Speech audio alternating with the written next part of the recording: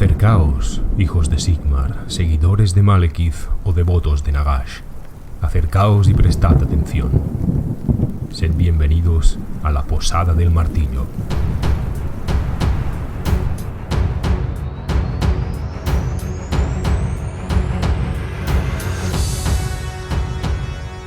Saludos y gracias a todos. Es un auténtico placer estar de nuevo con vosotros y estoy abrumado por la cantidad de mensajes que he recibido esta semana después de colgar la noticia en YouTube y en Instagram. Muchísimas gracias. Desde luego echaba de menos todo esto, el hobby, la comunidad que se va creando, analizar todo lo que va apareciendo y necesitaba volver. Con humildad, pero con más ganas que nunca de retomar el canal para traeros más contenido. Porque la verdad es que tengo un montón de ideas y de proyectos en mi cabeza que hay que materializar. Programas de trasfondo, material inédito, videoinformes de batalla, análisis, noticias, consejos y varias sorpresas más que ya os iré anunciando cuando estén un poco más maduras. Pero todo a su tiempo. Tampoco quiero apresurarme. La verdad es que cuando hace un año abandoné el hobby, recibí un apoyo por vuestra parte que nunca me hubiera imaginado y ahora es igual. De verdad, muchísimas gracias. Sois vosotros quienes me habéis empujado a volver. Así que ahora os debo retribución, os debo horas de entretenimiento de la mayor calidad posible. Así que sin más, ahí va mi nuevo episodio después de un año sin publicar.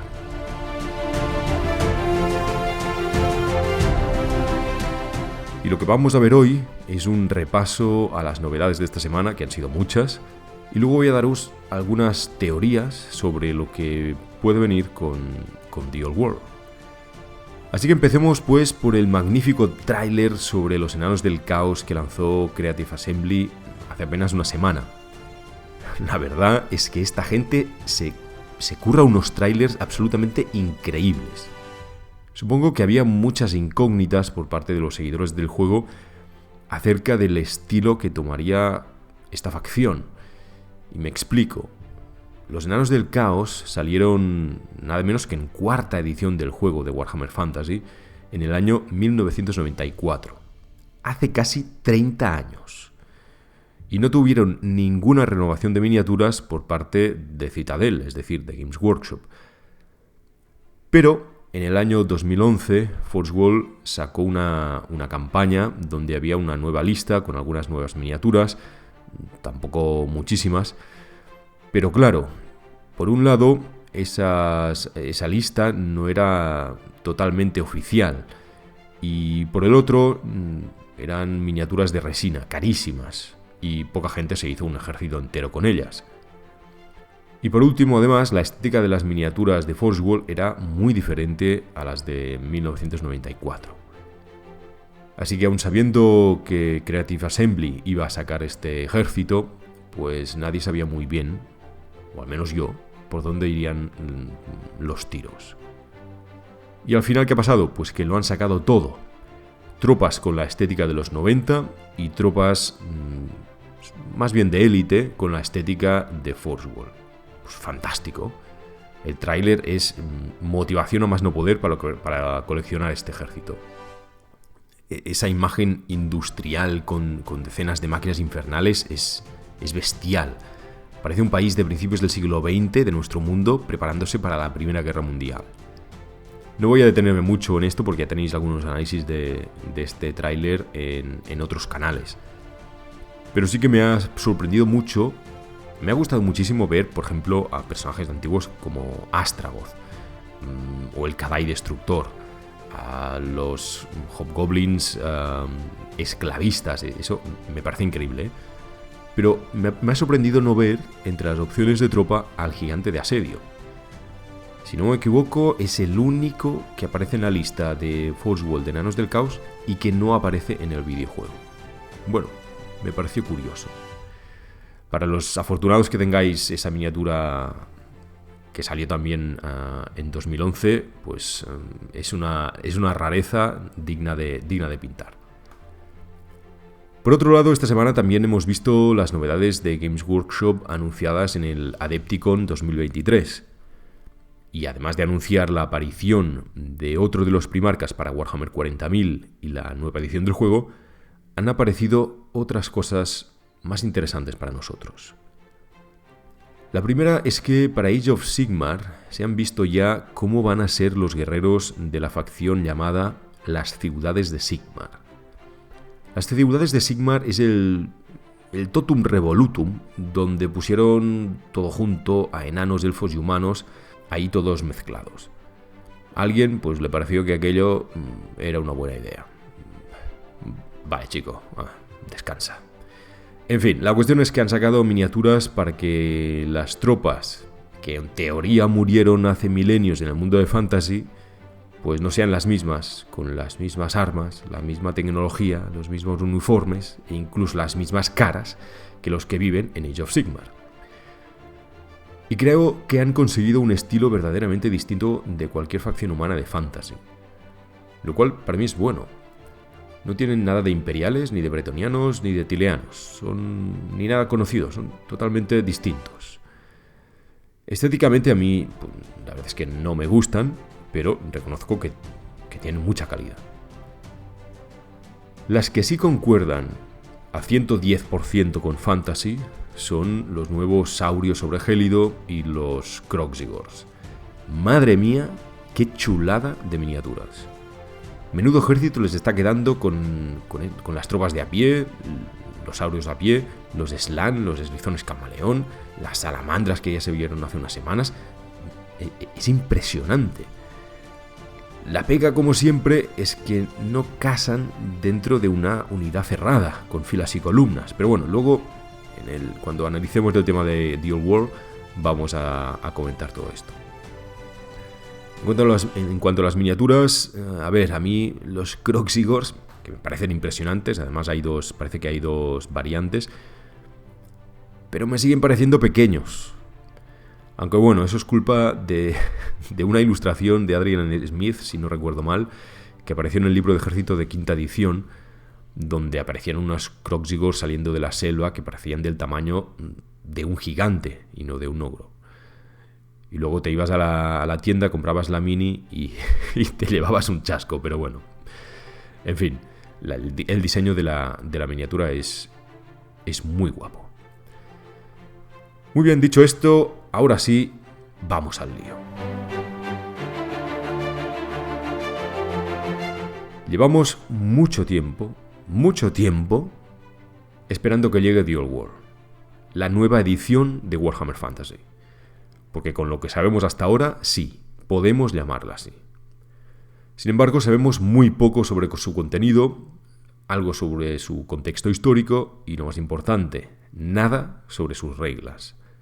Así que hoy voy a teorizar un poco sobre lo que podríamos esperar en este retorno y compartir con vosotros mi punto de vista. Repito, todo esto no son más que teorías, hipótesis. Pero bueno, alguna cosa hay que hacer mientras esperamos. Bien, para empezar, un pequeño apunte.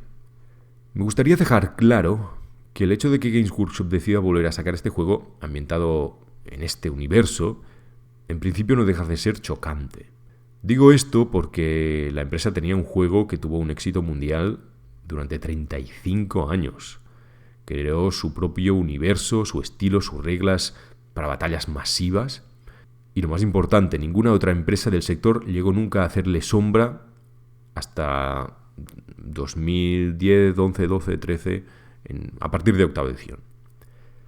Sin embargo, a partir de la octava edición del juego, el número de jugadores y especialmente el número de nuevos jugadores empezó a decaer alarmantemente.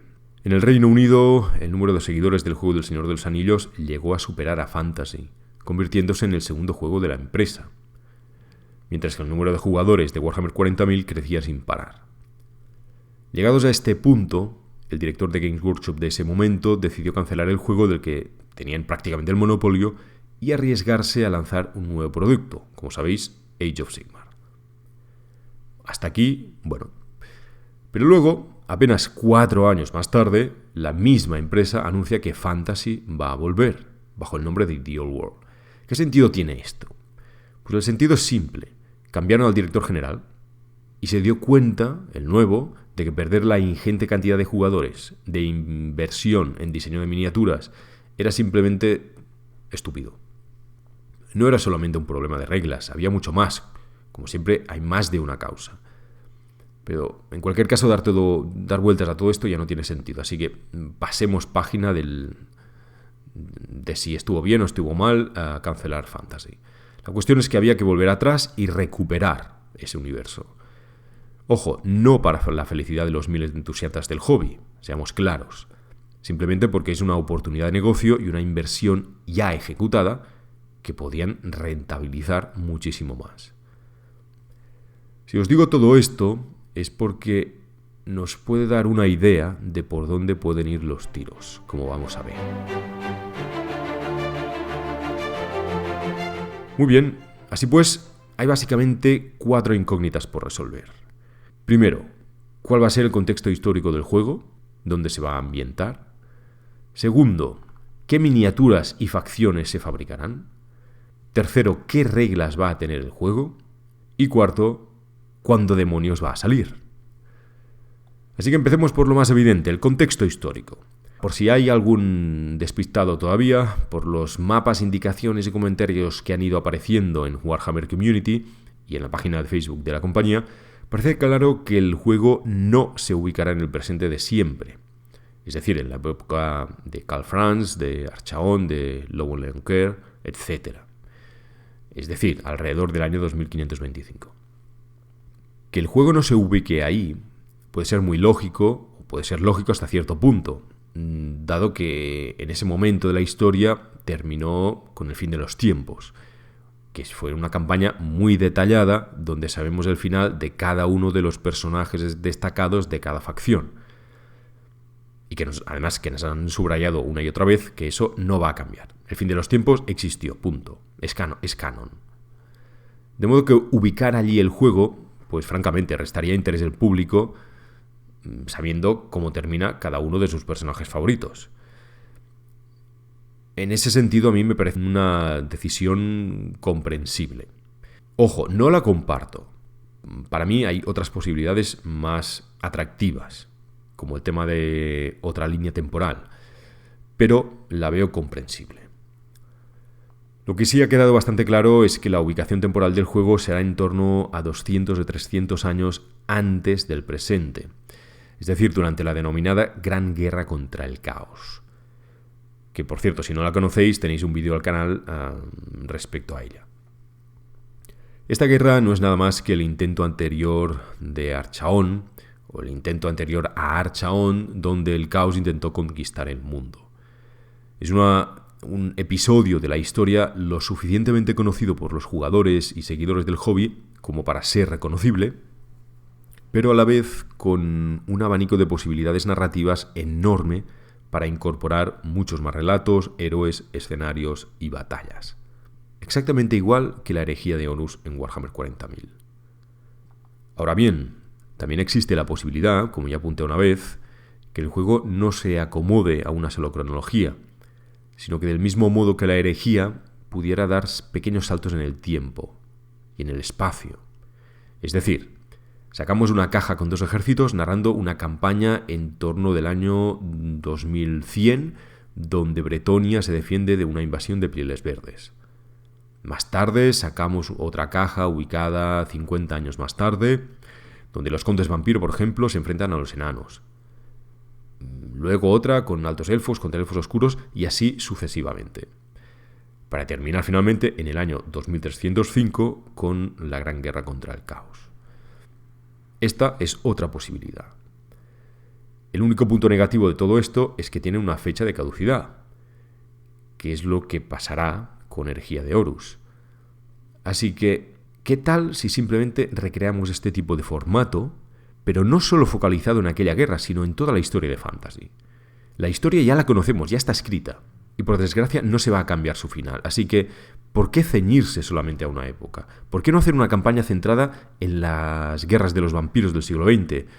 Luego otra en la secesión, luego otra en la Guerra de la Barba, por poner algunos ejemplos conocidos. Es decir, no hace falta seguir un orden cronológico y quedarse en una sola guerra. en un solo conflicto. El material es suficiente para ir sacando campañas, cajas de inicio o ediciones centradas en distintos conflictos que aporten nuevos detalles, nuevos personajes, nuevos escenarios. Tan solo necesitamos un marco de referencia conocido, el resto ya está escrito.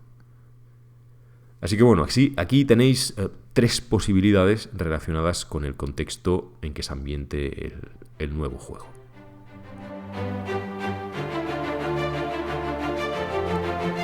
Bien, número 2. ¿Qué hay de las miniaturas? Amigos, lo han dicho por activa y por pasiva, las miniaturas antiguas van a seguir siendo válidas para el nuevo juego. Seguro que hay quien cree que si Games Workshop quiere vender más miniaturas, va a renovar su gama para que sigamos comprando. Yo no lo creo. Yo creo que ya tienen los diseños de sus miniaturas de plástico en sus archivos y que no van a renovarlas en su mayoría. Games Workshop quiere 2 cosas con Dual World: recuperar viejos jugadores y encontrar nuevos. La mayor parte de viejos jugadores ya tienen ejércitos masivos, no van a cambiarlos. Lo que sí harán es completarlos o ampliarlos. Vale, incluso pueden comprar ejércitos nuevos. Pero no es lo mismo. Y a los nuevos jugadores tanto les da si las miniaturas del Imperio están renovadas o no. Simplemente van a comprar las que estén a la venta si quieren jugar con aquella facción.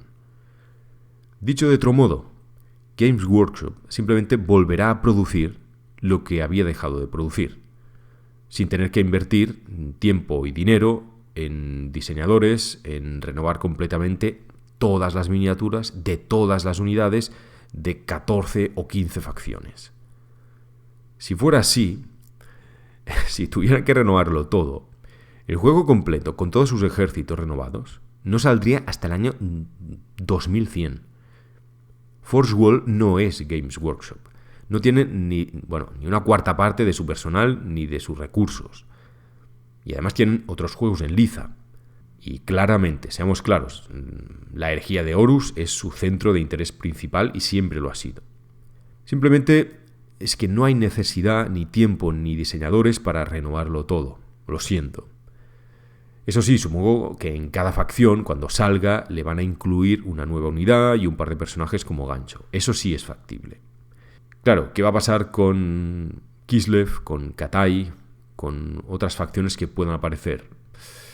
Pues ya veremos, pero yo lo veo de momento bastante alejado. En el tiempo, quiero decir. De lo que estoy seguro es de que Games Workshop conoce perfectamente el mercado. Y eso incluye el mercado de reventa. Si ve que hay gente vendiendo sus productos descatalogados a un 300 o un 400 con un precio más alto de su precio original, pues a la empresa le interesará volver a sacar ese producto, porque sabe que tiene salida. ¿O acaso no es esta la razón por la cual han ido apareciendo reediciones de personajes de metal y de resina en esos llamados productos bajo demanda, creo que los llamaron? Bueno, pues parece que sí. A estas alturas y con el último anuncio aparecido en Warhammer Community, creo que se va vislumbrando por dónde va a ir la cosa para la primera oleada de miniaturas. Nos han mostrado muchas cosas de Bretonia y de Reyes Funerarios e incluso nuevos diseños de una posible matriz de plástico. Porque sí, va a ser plástico.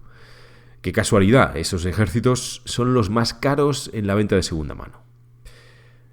De hecho, en un anuncio anterior ya dejaron caer que Setra estaba interesado en recuperar tierras que antaño habían pertenecido a su imperio, otorgándole más protagonismo y una actitud más imperialista, más ofensiva de la que tenía en ediciones en séptima o en octava edición. Aunque Bretonia, estrictamente nunca formó parte de su reino, sí que es verdad que estaba en la frontera. No sé, quizá veamos una colisión entre esas dos fuerzas en los reinos fronterizos. Pues otra pista en este sentido, el último mapa que mostraron era precisamente de las tierras yermas y los reinos fronterizos. Este último anuncio también ha despejado las dudas de quien se empeñaba en afirmar que iban a ser miniaturas de resina. Habrá plástico también, buena noticia. Aunque sean imágenes de renders, se trata sin duda de piezas de plástico. Y por otro lado, de este anuncio también podemos sacar otros datos. el estilo sigue siendo 100% fantasy. Nada de un mundo con un extra de magia, como algunos temíamos cuando vimos las ilustraciones de Kislev, con todas esas gemas y brillantes y tanta magia y demás. Y otro punto, vuelven a hablar de ciudades concretas dentro de cada facción, como ya hicieron también con el Imperio. Parece que en este sentido se lo están currando bastante y quizá veamos subfacciones dentro de cada raza. No todas igualmente desarrolladas, pero al menos algunas sí. Sobre la matriz en sí, pues no sé qué deciros. Yo no veo una nueva unidad de caballeros a pie, como también se ha mencionado en algunos foros y grupos, pero sí la posibilidad de jugar con caballeros con arma de mano, armados con arma de mano y escudo. Aunque también es posible que todo esto solo sea una matriz de personalización o una matriz para montar un par de personajes, como por ejemplo aquella caja del Imperio donde podías montar a un general y a un portada de batalla. No todo lo que se ve en las imágenes tiene que salir sí o sí. Quizás se trata de diferentes propuestas que el diseñador está presentando a su supervisor para que decida con qué piezas se quedan y qué piezas descartan, ¿vale? No quiero ser aguafiestas, pero es posible. Es posible que se trata de un personaje y esto lo veo más claramente en las piezas pertenecientes a los Reyes Funerarios. Ese escudo, esas armas no pueden ser de tropa normal. Y no van a renovar la Guardia del Sepulcro, que fue una de las estrellas de octava edición. Y su precio de reventa está por las nubes. Van a volver a sacarlas tal como estaban.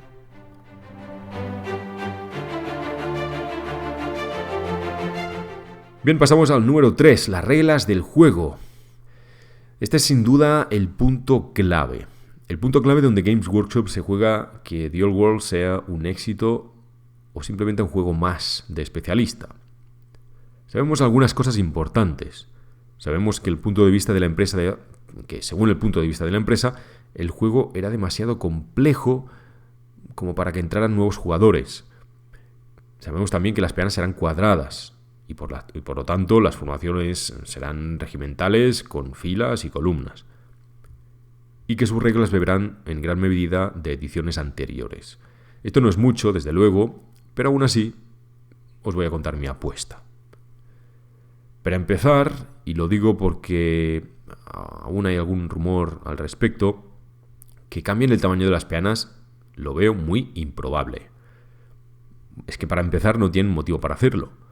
Todas las miniaturas de la gama actual, y que van a recuperar para Fantasy, según creo, están diseñadas en base a esas medidas. Y por otro lado, ya dijeron que nuestros ejércitos antiguos se podrían utilizar de nuevo. Y ya hicieron cambiar a mucha gente las peanas cuadradas por redondas en Age of Sigmar. Dudo mucho que vuelvan a pedir lo mismo. Por otro lado, aunque no me alegro por ello, creo que las reglas de la nueva edición serán más simples que hasta ahora. Cierto es que han anunciado que se están basando en el juego desde tercera a octava edición. Pero esto y no decir nada es lo mismo. Por supuesto que lo están haciendo. En cualquiera de las ediciones que han salido hasta ahora, pues han recogido la herencia, la experiencia de las ediciones anteriores. Faltaría más.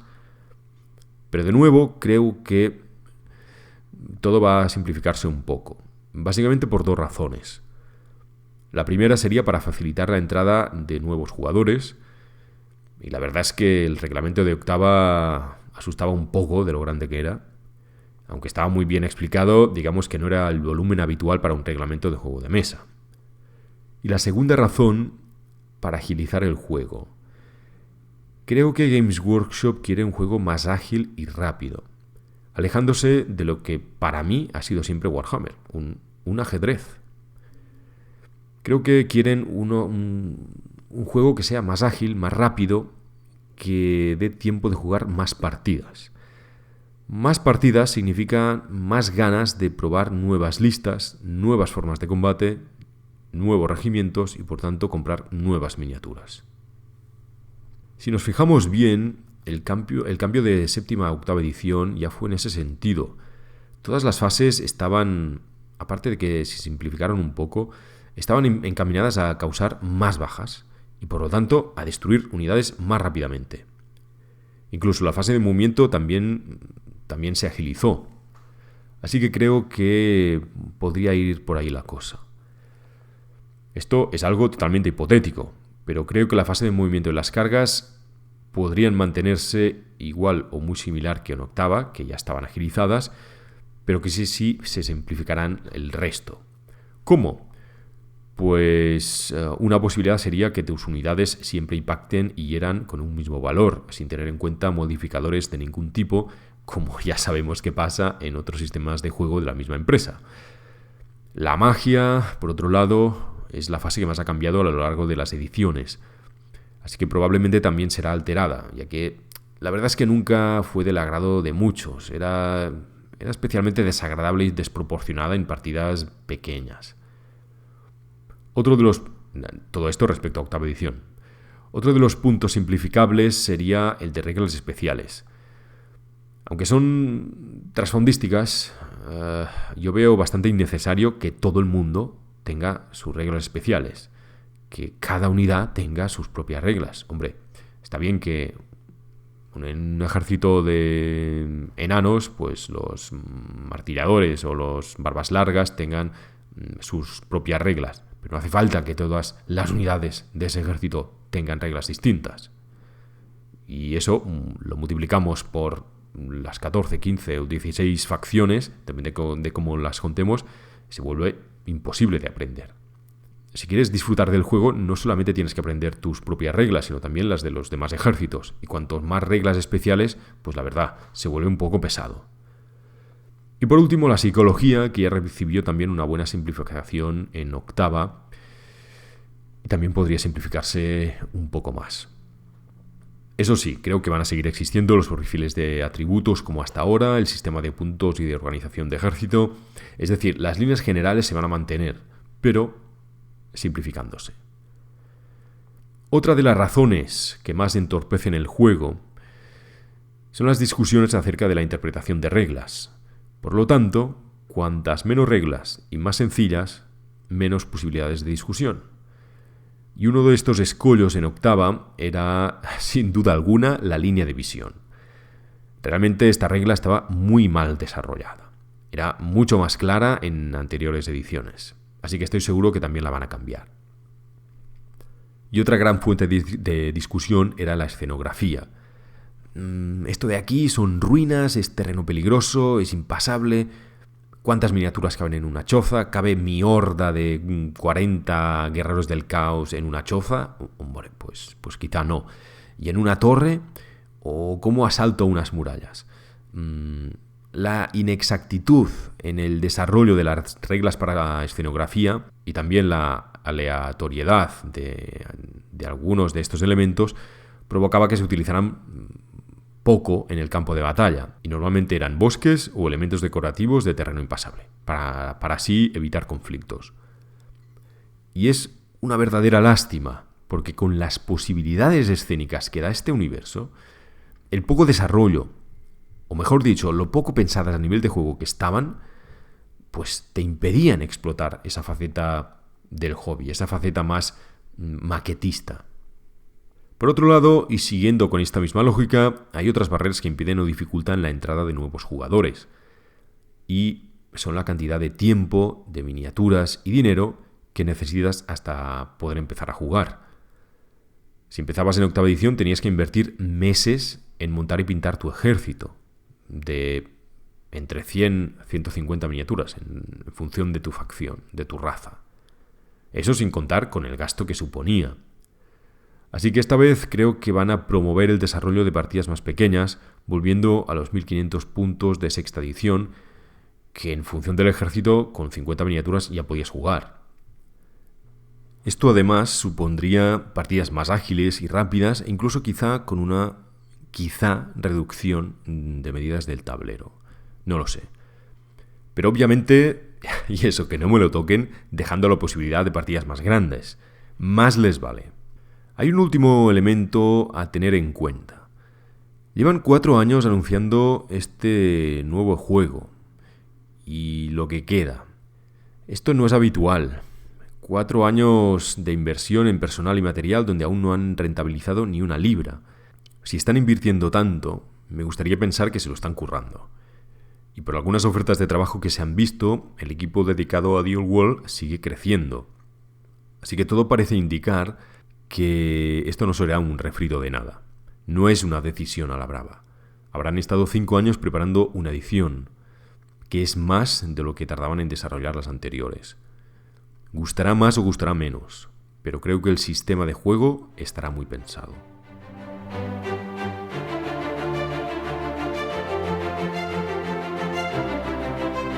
Por último, me gustaría destacar una entrevista que hicieron hace 3 meses en el canal The Baiting Phase a un ex trabajador de la central de la empresa y le preguntaron por la razón de que Games Workshop cancelara Fantasy. Y su explicación fue muy interesante. Dijo que el trasfondo estaba muy bien asentado, pero que era restrictivo a la hora de crear nuevas unidades. Que el equipo de diseño tenía muchas ideas, ponía el ejemplo de tanques para los enanos, pero que el trasfondo no lo permitía. Si nunca habían sido mencionados antes, ciertos monstruos o máquinas de guerra o tipos de tropa, pues no podían ponerlas. No podían incluirlos de sopetón. Es decir, estaban restringidos simplemente a remodelar antiguas miniaturas. Así que necesitaban un universo, o querían un universo, con más posibilidades de creación. Y así apareció Age of Sigmar, que tienen infinitas posibilidades. Bueno, esto es enormemente discutible, dado que para empezar, en 8ª edición se patillaron un montón de monstruos enormes que antes no existían. Fénix, Cuernos Pétreos, Engendro del Terror, los Glotkin, y además es no tener ni idea del trasfondo, porque mira que hay posibilidades, pero bueno, desde el dirigible enano, pasando por la lista de monstruos y máquinas que podéis ver en el Total War o en el Monstrous Arcanum, o en fin, en un montón de suplementos, de novelas y de trasfondo oficial. El caso es que esto concuerda totalmente con lo que tenía entendido en cierto aspecto. Games Workshop gana mucho más dinero con los monstruos o tanques tamaño Baneblade que con las miniaturas de regimiento. Mucho más. Eso, y que dado las fuentes mitológicas y reales de las que bebe Fantasy, sus nombres, razas y personajes, pues no podían ser registrados como marca propia. Es decir, no podían quedarse con su copyright. Pues entonces decidieron crear algo nuevo donde poder meter todo tipo de monstruos y máquinas de guerra enormes y raras sin restricción alguna. Y así nos encontramos en Age of Sigmar con un Teclis acompañado por un monstruo enorme, al igual que Alarielle acompañada de un monstruo enorme, Morathi, Archaon, etcétera, etcétera.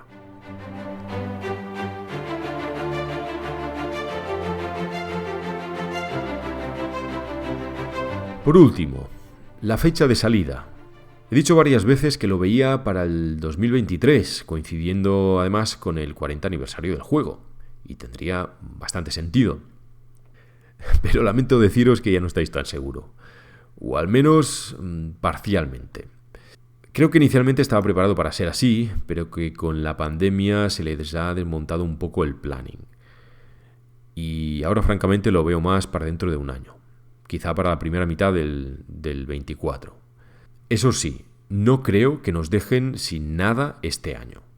Creo que por Navidad, y esto es algo totalmente hipotético, dentro de un programa de teorías, creo que por Navidad sí que van a darnos algo relevante.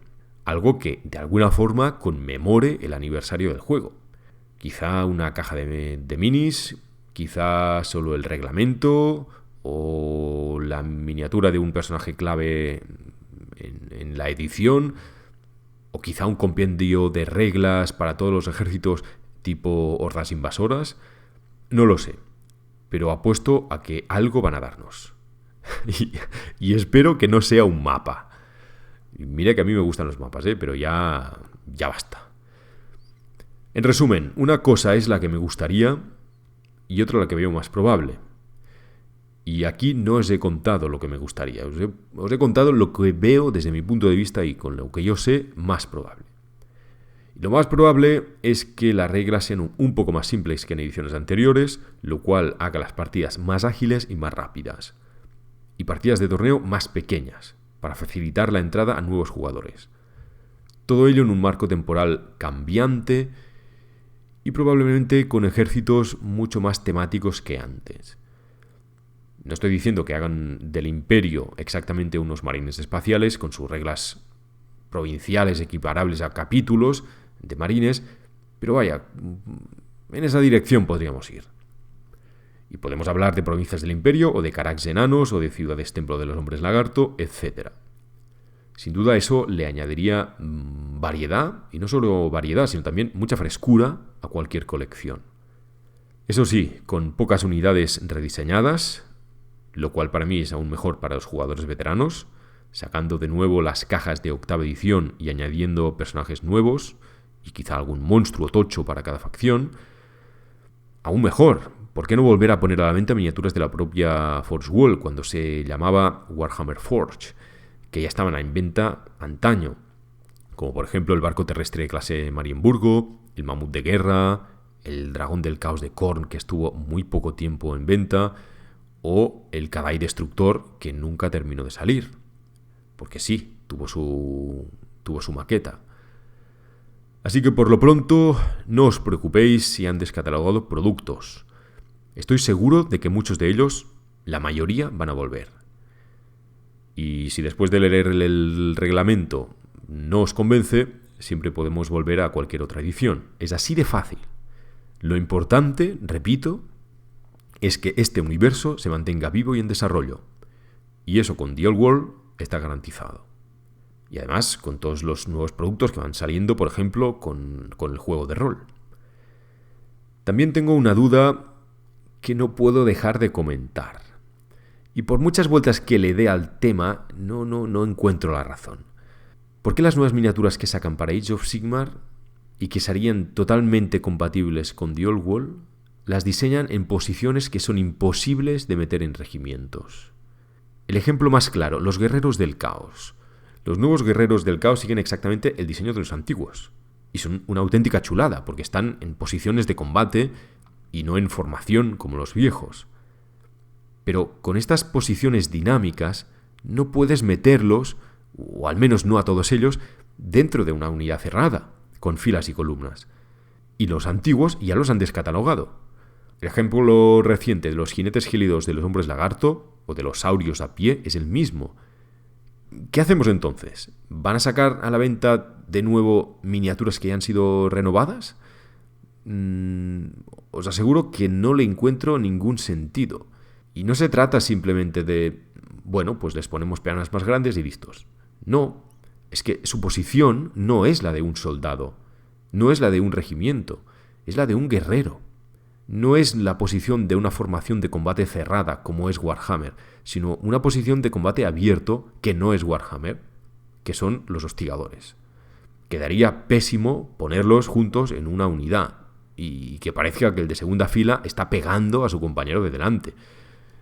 No sé, esto la verdad es que me tiene loco, no lo entiendo. Así que si queréis dar vuestra opinión, estaré encantada de escucharla, o de leerla en este caso. En fin, hasta entonces, hasta que salga esta nueva edición, seguiremos coleccionando, pintando y jugando. Y por mi parte trataré de seguir subiendo material que os sea de ayuda y de interés. Así que muchas gracias por estar ahí y nos vemos en el siguiente vídeo.